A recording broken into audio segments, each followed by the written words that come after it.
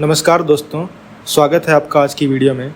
तो सोच के देखो दोस्तों, अगर इंडिया के फाइटर जेट्स खुद सोच सकें, अपनी सेफ्टी एक्टिवेट कर सकें और एनिमी रडार को कंफ्यूज कर दें, तो बैटलफील्ड में हमसे आगे कौन होगा। ये अब इमेजिनेशन नहीं, रियलिटी बन रही है। DRDO, CSIO और ADA मिलकर हमारे तेजस और फ्यूचर के AMCA जेट्स को एक नए लेवल पर ले आ रहे हैं, स्मार्ट शील्ड, डिजिटल HUD और फाइबर ऑप्टिक सेंसर्स के साथ। तो आज मैं आपको बताऊंगा कैसे ये 3 ब्रेक थ्रू टेक्नोलॉजीज़ इंडिया के एयर कॉम्बैट फ्यूचर को बिल्कुल बदल देने वाली हैं।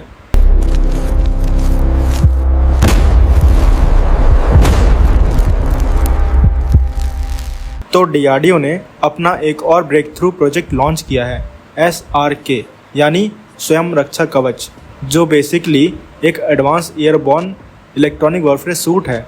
इसका काम है तेजस MK1A को प्रोटेक्ट करना एनिमी रडार्स, मिसाइल और मॉडर्न इलेक्ट्रॉनिक वॉरफेयर सिस्टम के खिलाफ। सिंपल शब्दों में बोलो तो ये एक डिजिटल शील्ड है जो तेजस को स्मार्ट और स्टेल्दी बनाएगा, स्पेशली कॉन्टेस्टेड एयर स्पेस में।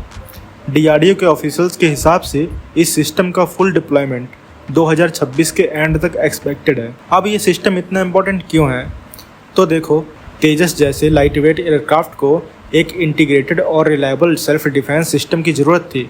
पिछले कुछ सालों में सैंक्शंस और इंपोर्ट्स के इशू के चलते इंडिया के इलेक्ट्रॉनिक वॉरफेयर कैपेबिलिटीज़ थोड़ी लिमिटेड थी। इस गैप को फिल करने के लिए सेंटर फॉर एयरबॉर्न सिस्टम ने 2021 में SRK प्रोजेक्ट स्टार्ट किया और सच में SRK ने तेजस MK1A के इंडिजनाइजेशन लेवल को 83% तक पुश कर दिया है, जो एक प्राउड मोमेंट है। टेक्निकली बात करें तो SRK पुराने D29 इलेक्ट्रॉनिक वॉरफेयर सूट का एक इवॉल्व वर्जन है। अब सिस्टम में AI driven threat prioritisation, digital signal processing है और सबसे बड़ी बात, इसका साइज, वेट और पावर रिक्वायरमेंट पुराने सिस्टम के मुकाबले में काफ़ी कम है। मतलब सेम तेजस एयरफ्रेम में ज़्यादा एफिशिएंसी और कम लोड।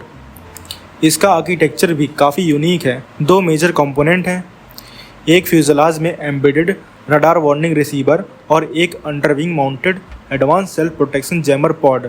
ये दोनों मिलके 360 डिग्री प्रोटेक्शन देते हैं, बिना एयरक्राफ्ट के एरोडायनेमिक को इफेक्ट किए। रडार वार्निंग रिसीवर सिस्टम में gallium nitride based faced array antennas लगे हैं, जो 2 गीगाहर्ट्ज से 18 गीगाहर्ट्ज तक वाइड बैंड फ्रीक्वेंसी डिटेक्ट कर सकते हैं। मतलब एनिमी के surface to air missile system या लॉन्ग रेंज मिसाइल को 250 किलोमीटर दूर से स्पॉट कर सकता है।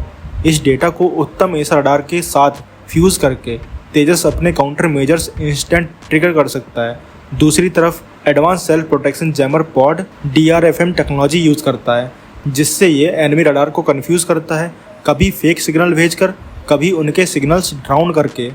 इसका वेट सिर्फ 100 kg के आसपास है और मिशन के हिसाब से इजीली रिप्लेसेबल है। सबसे इंटरेस्टिंग पार्ट ये है कि SRK में AI और मशीन लर्निंग का इंटीग्रेशन रियल टाइम फिल्टरिंग के लिए हुआ है। मतलब क्लटर्ड बैटलफील्ड में जहां D29 गलती से फॉल्स अलार्म देता था, SRK 40% ज़्यादा एक्यूरेसी के साथ डिफ्रेंशिएट कर लेता है। फिलहाल DRDO ने चित्रदुर्गा के एरोनॉटिकल टेस्ट रेंज में ग्राउंड ट्रायल्स कंप्लीट कर लिए हैं और अब flight testing HAL Bangalore facility में चल रही है।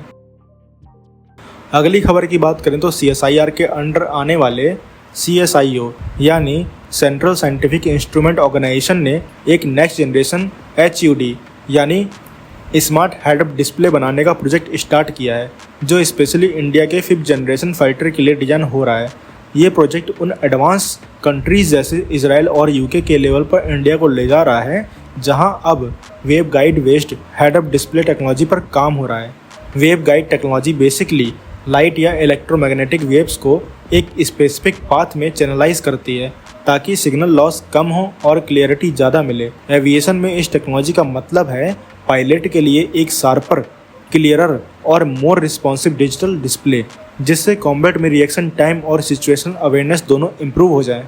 CSIO के साइंटिस्ट के हिसाब से ये नया head up display system conventional cathode ray tube setups को रिप्लेस करेगा।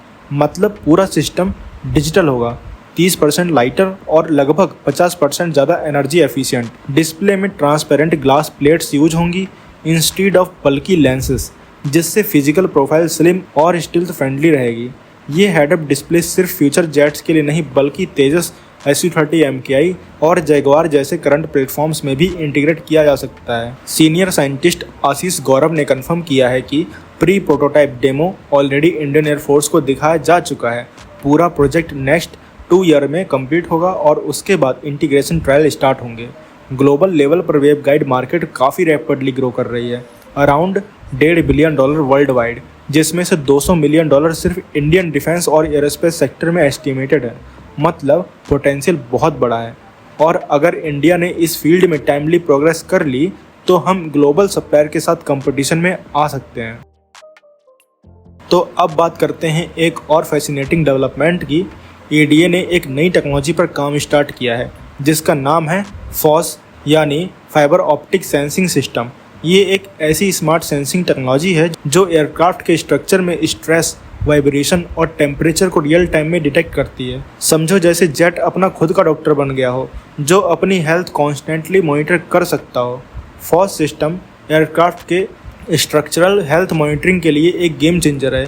ये सेंसर्स मेटल या कंपोजिट फ्रेम में इंटीग्रेट किए जाते हैं और माइक्रोन लेवल एक्यूरेसी से डिटेक्ट कर लेते हैं कि कहीं स्ट्रेस ज़्यादा तो नहीं, कहीं वाइब्रेशन अनयूजुअल तो नहीं। इसका सबसे बड़ा एडवांटेज है कि ये इलेक्ट्रोमैग्नेटिक इंटरफेरेंस से कम्प्लीटली इम्यून है। मतलब रडार और इलेक्ट्रॉनिक वॉरफेयर के इन्वायरमेंट्स में भी ये सिस्टम डिस्टरबेंस फ्री काम करता है, जो फाइटर्स जेट के लिए आइडियल है।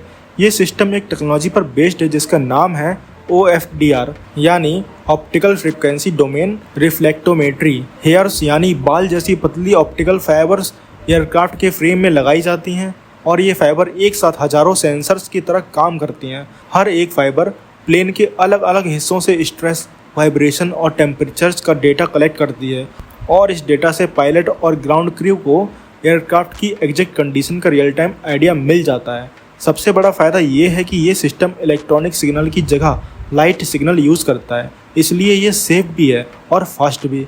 और फाइबर केबल्स कॉपर वायर से काफ़ी हल्की होती हैं जिससे एयरक्राफ्ट का टोटल वेट कम हो जाता है और फ्यूल एफिशिएंसी बढ़ जाती है। लॉन्ग टर्म में मेंटेनेंस कॉस्ट भी रिड्यूस होती है क्योंकि सिस्टम कंटिन्यूसली बता देता है कि एयरक्राफ्ट के किस पार्ट में कौन सा इशू आ रहा है।